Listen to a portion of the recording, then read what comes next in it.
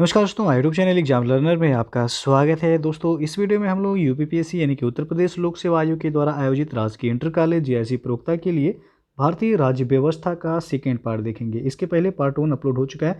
जो लोग नहीं देखे हैं, चैनल के प्लेलिस्ट में जाके आप वहाँ से देख सकते हैं।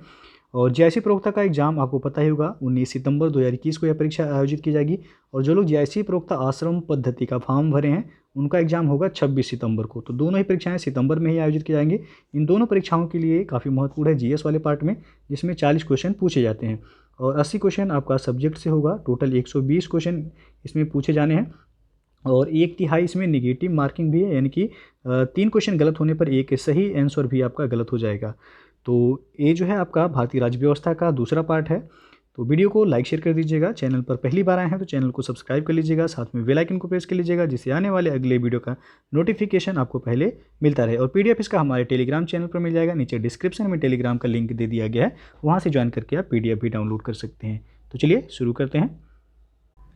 दोस्तों, यदि आप यूपीपीएससी और UP triple S C exam की प्रिपरेशन करना चाहते हैं तो उसके लिए आप जो है अनअकैडमी लर्निंग प्लेटफॉर्म से जुड़ के आप अपनी तैयारी को बेहतर तरीके से कर सकते हैं और एग्ज़ाम को आप क्रैक कर सकते हैं। उसके लिए आपको क्या करना है, तो अनअकैडमी का एक लर्निंग ऐप इंस्टॉल करना है प्ले स्टोर से। इंस्टॉल करने के बाद अपने मोबाइल नंबर या ईमेल आईडी से आप लॉगिन करेंगे। लॉगिन करने के बाद आपको सेलेक्ट करना है यूपीपीएससी और यूपी ट्रिपल एस सी गोल। तो आप जैसे ही यूपी ट्रिपल एस सी और यूपी पीएससी का गोल सेलेक्ट करेंगे, उससे रिलेटेड वीडियो आपको जो है देखने को मिलेंगे।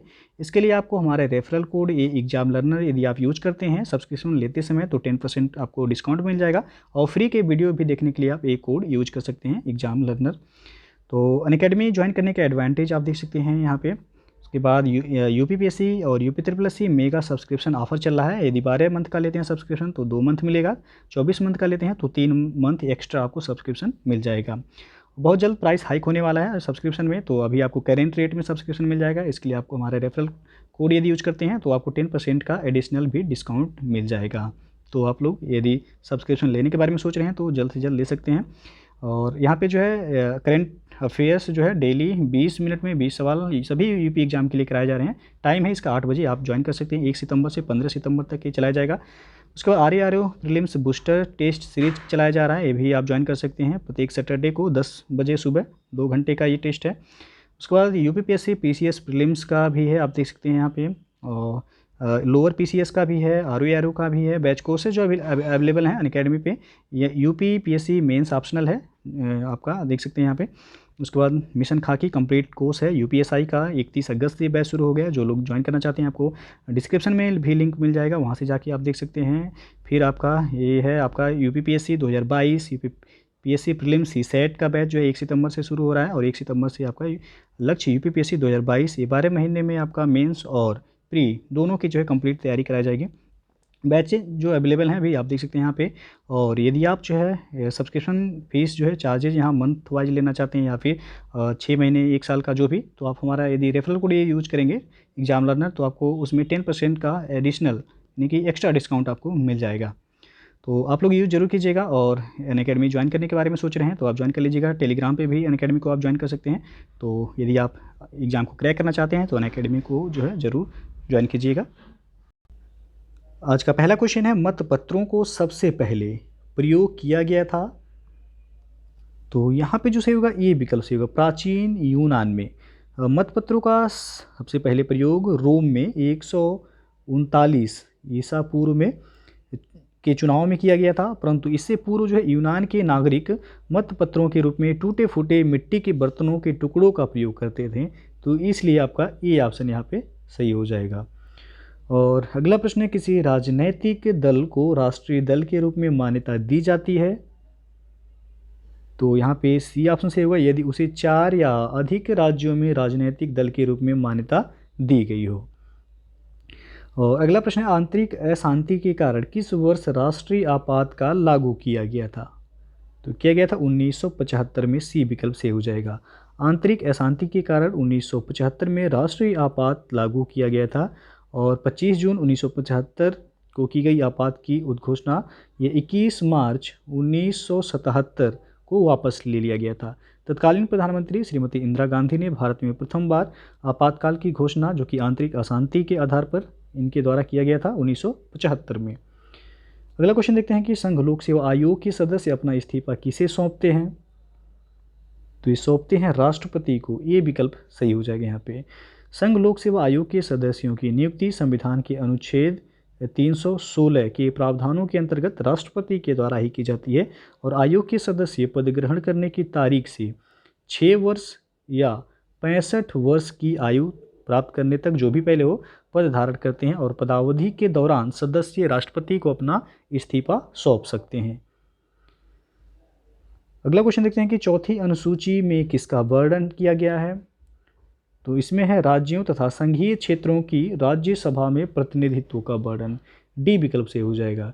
संविधान के चौथे अनुसूची में राज्यों तथा संघीय क्षेत्रों की राज्यसभा में प्रतिनिधित्व का वर्णन है और राज्यसभा में सदस्यों एवं संघ शासित क्षेत्रों के 238 सदस्य निर्वाचित प्रतिनिधि होते हैं, जिनमें 12 सदस्य जो है ये मनोनीत होते हैं और 238 निर्वाचित होते हैं। टोटल हो जाएगा 250 सदस्य। अगला क्वेश्चन है लोकसभा चुनाव अधिसूचित करने का अधिकार किसे है? तो यह है राष्ट्रपति को। सी ऑप्शन यहाँ पे सही हो जाएगा। लोकसभा चुनाव को अधिसूचित करने का अधिकार राष्ट्रपति को है और चुनाव से संबंधित अन्य सभी कार्य वह चुनाव आयोग के द्वारा किया जाता है। अगला क्वेश्चन देखते हैं भारतीय संविधान के अनुच्छेद 80(1) के अनुसार राज्यसभा की संरचना में निहित है। तो पहला दिया गया है राष्ट्रपति द्वारा मनोनीत 12 सदस्य। बी दिया गया है राज्य और केंद्र शासित प्रदेशों के अधिकतम 238 प्रतिनिधि। तो आपको बताना है कौन सा सही होगा यहाँ पे। तो यहाँ पे आपका जो सही हो जाएगा बी ऑप्शन, ए और बी दोनों।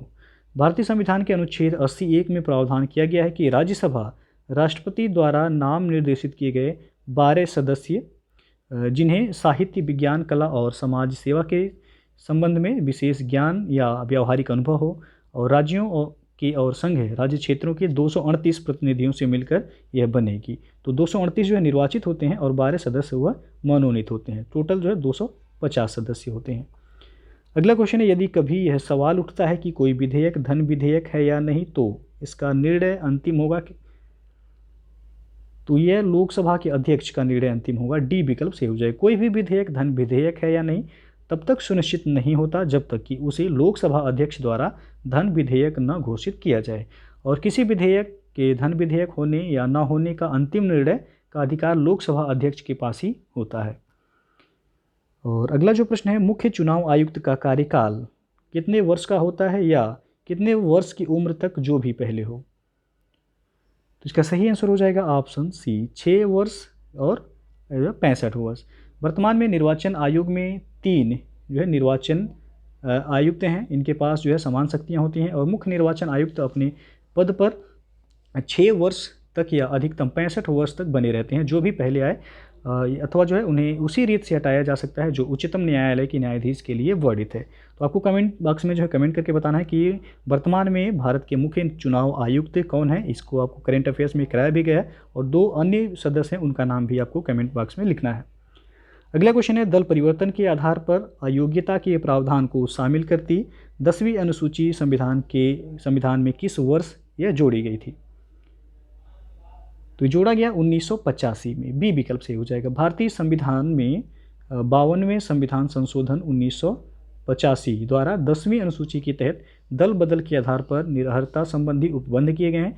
इसमें किसी दल में एक साथ पूर्ण दल बदल, एक साथ लघु दल बदल एवं दल के प्राधिकृत व्यक्ति के निर्देश के विरुद्ध जो है मतदान करने संबंधी प्रावधान दिए गए हैं। इसके तहत भारत में प्रथम बार राजनीतिक दलों को संवैधानिक मान्यता प्रदान की गई है। तो बी ऑप्शन सही हो जाएगा। सन पूछा गया 1985। अगला क्वेश्चन देखते हैं कि राष्ट्रीय सुरक्षा अधिनियम 1980 के अंतर्गत हिरासत की अधिकतम अवधि क्या है? तो यह है 12 महीने। ए ऑप्शन सही हो जाएगा। राष्ट्रीय सुरक्षा अधिनियम 1980 की धारा 13 के अंतर्गत यदि गिरफ्तारी के कारण पर्याप्त साबित हो जाते हैं तो व्यक्ति को गिरफ्तारी की अवधि से 1 साल यानी कि 12 महीने तक हिरासत में रखा जा सकता है और समयावधि पूरी होने से पहले न तो सज़ा समाप्त की जा सकती है और न ही उसमें फेरबदल हो सकता है। अगला क्वेश्चन देखते हैं कि भारतीय संविधान के किस अनुच्छेद में निर्वाचन आयोग के लिए प्रावधान है? तो यहाँ पे आपका जो सही हो जाएगा सी ऑप्शन, अनुच्छेद 324। भारतीय संविधान के अनुच्छेद 324 में निर्वाचन आयोग के गठन का प्रावधान दिया गया है और अनुच्छेद 324 से लेकर के अनुच्छेद 329 तक निर्वाचन आयोग की गठन, शक्ति एवं कार्यों का वर्णन दिया गया है। अगला जो प्रश्न है, लोकसभा में मतदान करते समय टाई की स्थिति में किसके पास वोट डालने का अधिकार होता है? तो यह होता है स्पीकर के पास। बी विकल्प सही हो जाएगा यहाँ पे।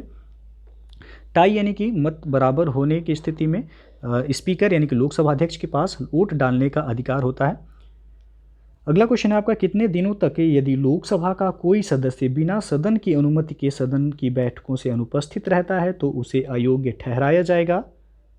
तो 60 दिनों तक। सी विकल्प यहाँ पे सही हो जाएगा। अनुच्छेद 101(4) में दिया गया है कि यदि लोकसभा का कोई सदस्य लोकसभा की अनुमति के बिना जो है सदन से 60 दिन तक अनुपस्थित रहे तो लोकसभा उस स्थान को रिक्त घोषित कर सकती है तथा सदस्य को अयोग्य ठहराया जा सकता है। अगला प्रश्न है, हाउस ऑफ द पीपुल को लोकसभा का नाम किस वर्ष दिया गया था? तो दिया गया 1954 में। ये विकल्प सही हो जाएगा। हाउस ऑफ द पीपुल के लिए 14 मई 1954 को लोकसभा नाम अपनाया गया था और लोकसभा संसद का एक अंग है जो लोगों के द्वारा चुने गए प्रतिनिधियों से यह बनती है। और अगला जो क्वेश्चन है, लक्काद्वीप, मिनिकॉय और अमीनी द्वीप का नाम बदलकर लक्षद्वीप किस वर्ष में संसदीय अधिनियम द्वारा किया गया था? तो ये किया गया था 1973 में। ये विकल्प से हो जाएगा। लक्काद्वीप, मिनिकॉय और अमीनी द्वीप का नाम बदलकर लक्षद्वीप वर्ष 1973 में संसदीय अधिनियम के द्वारा किया गया था। और अगला जो क्वेश्चन है, सूची 1 को सूची 2 के साथ मिलान करना है और कोड के माध्यम से बताना है कि कौन सा ऑप्शन सही होगा यहाँ पे। तो सबसे पहले दिया गया लोकसभा का सदस्य। तो लोकसभा का सदस्य बेस मतदान द्वारा निर्वाचित होते हैं, तो ये का हो जाएगा चौथा। राष्ट्रपति, तो राष्ट्रपति ये निर्वाचक मंडल द्वारा निर्वाचित होते हैं, तो बी का हो जाएगा पहला। उपराष्ट्रपति, तो उपराष्ट्रपति ये संसद द्वारा निर्वाचित होते हैं, सी का हो जाएगा दूसरा। और लास्ट में है अध्यक्ष यानी कि स्पीकर, तो ये लोकसभा द्वारा निर्वाचित किए जाते हैं, डी का हो जाएगा तीसरा, यानी कि 4 1 2 3। तो 4 1 2 3 आप देख सकते हैं यहाँ पे, डी ऑप्शन सही हो जाएगा। अगला क्वेश्चन देखते हैं, राज्य की वास्तविक कार्यपालिका शक्तियों का प्रयोग किसके द्वारा किया जाता है?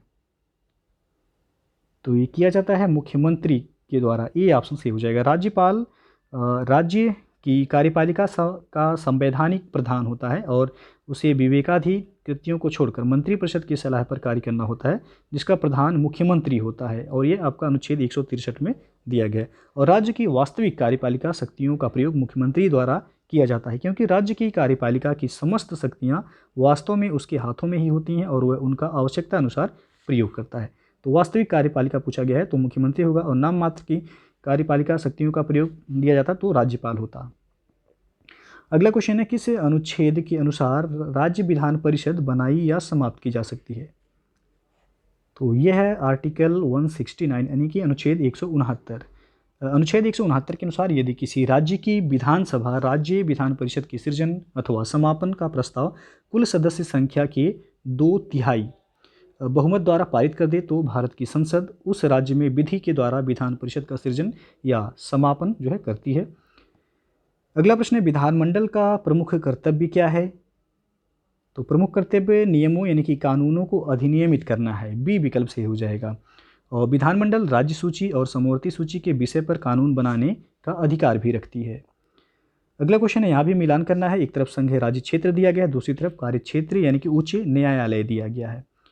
तो सबसे पहले दिया गया है पांडिचेरी, तो पांडिचेरी हो जाएगा आपका मद्रास यानी कि ए का तीसरा। फिर आपका अंडमान और निकोबार द्वीप समूह, तो हो जाएगा कलकत्ता यानी कि बी का चौथा।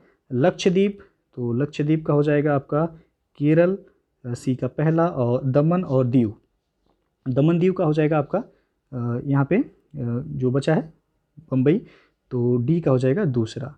तो आपको पता होगा अभी हाल ही में जो है दादर नगर हवेली और दमन दीव का विलय करके इनको एक ही केंद्र शासित प्रदेश कर दिया गया है। तो यहाँ ऑप्शन में जो दिया गया 3 4 1 2 सही होगा, 3 4 1 2 आप देख सकते हैं, ये ऑप्शन सही हो जाएगा। अगला क्वेश्चन है, त्रिभाषा सूत्र की सिफारिश किस समिति ने की थी?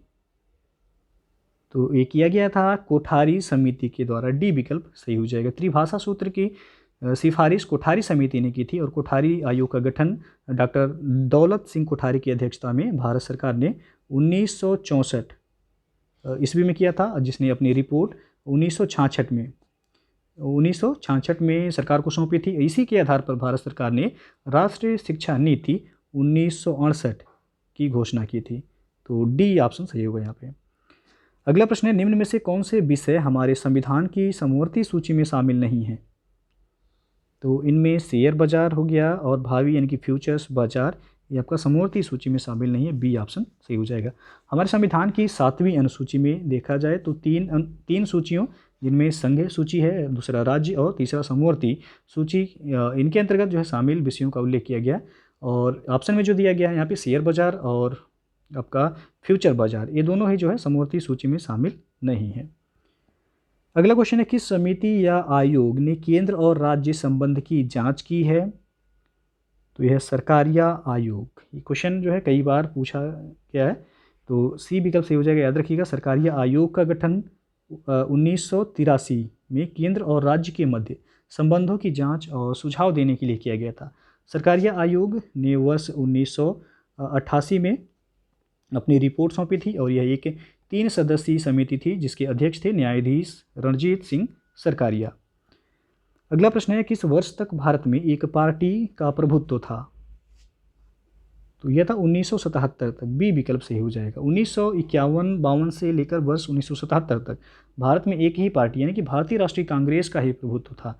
और वर्ष 1977 के लोकसभा चुनाव में यह पार्टी बुरी तरह से पराजित हुई और 1977 में जनता पार्टी ने पहली बार केंद्र में गैर कांग्रेसी सरकार बनाई थी। अगला प्रश्न देखते हैं कि भारतीय संविधान के किस अनुच्छेद में अनुसूचित जातियों और अनुसूचित जनजातियों के लिए आरक्षण का प्रावधान किया गया है? तो यह आर्टिकल 335 यानी कि अनुच्छेद 335 में अनुसूचित जातियों और अनुसूचित जनजातियों के लिए आरक्षण का प्रावधान किया गया है, जबकि अनुच्छेद 315 में संघ और राज्यों के लिए लोक सेवा आयोग दिया गया है और अनुच्छेद 365 में संघ द्वारा दिए गए निर्देशों का अनुपालन करने में या उनको प्रभावी करने में असफलता का प्रभाव का वर्णन है। और अनुच्छेद 375 में, ये ऑप्शन में दे सकते हैं, ये संविधान के उपबंधों के अधीन जो है रहते हुए न्यायालयों, प्राधिकारियों और अधिकारियों का कृत्य करते रहने का उल्लेख इसमें किया गया है। तो सी ऑप्शन यहाँ सही होगा। अगला क्वेश्चन देखते हैं कि अनुच्छेद 330 में किसका वर्णन है? तो इसमें है लोकसभा में अनुसूचित जाति एवं जनजाति के लिए स्थान का वर्णन। ए विकल्प यहाँ पे सही हो जाएगा। अगला क्वेश्चन देखते हैं कि राज्य द्वारा पारित समवर्ती सूची के लिए कानून किस प्रकार केंद्र का भी कानून बनता है? तो यहाँ पे डी ऑप्शन सही होगा। केंद्रीय कानून बनने के लिए जाने से पहले यदि विधानसभा से पारित होने के बाद इसे राष्ट्रपति द्वारा मंजूरी मिल चुकी है। अगला क्वेश्चन है, वर्ष 1947 के बाद निम्नलिखित में से किस राज्य को भारत के संघ के साथ बलपूर्वक मिलाया गया? तो आप सबको पता होगा, हैदराबाद को मिलाया गया था। ये ऑप्शन सही हो गया यहाँ। 1947 में भारत की स्वतंत्रता के पश्चात हैदराबाद के अंतिम निजाम ओस्मान अली खान ने हैदराबाद को स्वतंत्र रखने की घोषणा की और तत्कालीन गृह मंत्री सरदार वल्लभ भाई पटेल की पहल पर ऑपरेशन पोलो शीर्षक से पुलिस कार्रवाई प्रारंभ की गई और 16 सितंबर 1948 को भारतीय सेना ने सैन्य कार्रवाई कर हैदराबाद को भारतीय संघ में शामिल कर लिया था। अगला क्वेश्चन देखते हैं कि अनुसूचित जनजातियों के लिए लोकसभा में कितनी सीटें आरक्षित हैं? तो यहाँ पे बी ऑप्शन सही होगा, 47। भारतीय संविधान में किसी धर्म विशेष के प्रतिनिधित्व पद्धति का त्याग किया गया है, लेकिन जनसंख्या अनुमान के आधार पर अनुसूचित जातियों और जनजातियों के लिए लोकसभा में सीटें आरक्षित की गई हैं। लोकसभा में अनुसूचित जाति एवं अनुसूचित जनजाति की सीटों को देखा जाए तो अनुसूचित जाति की सीटें हैं 84, अनुसूचित जाति की यानी कि एससी की सीटें 84 हैं और एसटी की सीटें कितना है तो 47 हैं। तो यहाँ पे जो है आपका पूछा गया अनुसूचित जनजाति यानी कि एसटी, तो 47 से होगा बी ऑप्शन। अगला क्वेश्चन है, भारत में राष्ट्रपति अपना कार्यकाल पूरा होने के पहले अपना त्यागपत्र किसको सौंपते हैं? तो ये उपराष्ट्रपति को सौंपते हैं। बी विकल्प सही हो जाएगा यहाँ पे। और अगला क्वेश्चन है, स्वतंत्र भारत में उत्तर प्रदेश राज्य के प्रथम विधानसभा अध्यक्ष कौन थे? तो वह थे पुरुषोत्तम दास टंडन। ये विकल्प सही हो जाएगा। स्वतंत्र भारत में उत्तर प्रदेश राज्य के प्रथम विधानसभा अध्यक्ष पुरुषोत्तम दास टंडन थे और जो इस पद पर इन्होंने 31 जुलाई 1937 से लेकर के 1950 तक रहे। तो यहाँ पे जो है ये ऑप्शन सही हो जाएगा। अगला क्वेश्चन है, प्रथम परिसीमन आयोग कब गठित किया गया था? तो ये किया गया था 1952 में। डी ऑप्शन सही हो जाएगा। और दूसरा परिसीमन आयोग यदि पूछा जाए तो वह 1962 में गठित हुआ था। तीसरे परिसीमन आयोग का गठन किया गया था 1973 में। और चौथे परिसीमन आयोग का गठन हुआ था 2002 में। तो परिसीमन आयोग का कार्य जो है नवीनतम जनगणना के आधार पर विभिन्न विधानसभाओं एवं लोकसभा के निर्वाचन क्षेत्रों की सीमा का पुनः सीमांकन करना होता है।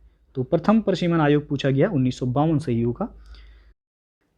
अगला क्वेश्चन है, हरियाणा में विधानसभा की सीट उतनी है जितनी की आपको बताना है किस में है?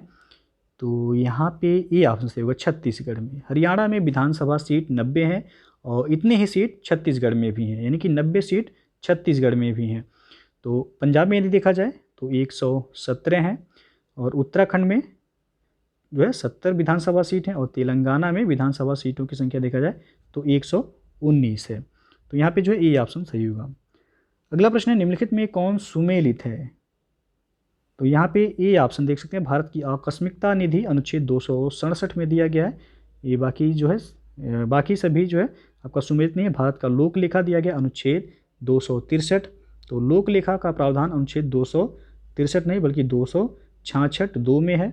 और भारत की संचित निधि अनुच्छेद 268 दिया गया है, ये भी गलत है। संचित निधि का प्रावधान दिया गया है अनुच्छेद 266 में।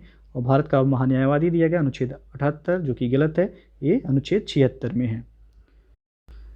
अगला क्वेश्चन है, राष्ट्रपति और उपराष्ट्रपति के चुनाव के संबंध में चुनाव याचिका को किसके समक्ष दायर किया जा सकता है? तो इसका सही आंसर होगा डी ऑप्शन, सर्वोच्च न्यायालय। भारतीय संविधान के अनुच्छेद 71 के अनुसार राष्ट्रपति या उपराष्ट्रपति के निर्वाचन से उत्पन्न सभी विवादों की जांच और विनिश्चय सर्वोच्च न्यायालय के द्वारा किया जाएगा और उसका विनिश्चय ही अंतिम होगा। अगला क्वेश्चन है, भारत में उच्च न्यायालयों की संख्या कितनी है वर्तमान में? तो 25 है।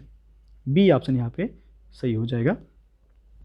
अगला क्वेश्चन है, सर्वोच्च न्यायालय में यदि कोई व्यक्ति जाता है तो वह आवेदन करेगा, यानी कि अंग्रेजी में। बी ऑप्शन सही हो जाएगा। अनुच्छेद 348 के अनुसार सर्वोच्च न्यायालय में आवेदन की भाषा अंग्रेजी है। यदि कोई व्यक्ति सर्वोच्च न्यायालय में जाता है तो वह अंग्रेजी भाषा में ही आवेदन करेगा। बी ऑप्शन सही हो जाएगा। और अगला क्वेश्चन है आपका, भारत के सर्वोच्च न्यायालय के संबंध में निम्नलिखित कथनों पर विचार करें। तो पहला दिया गया, भारतीय संविधान के अनुसार सर्वोच्च न्यायालय का गठन किया गया है।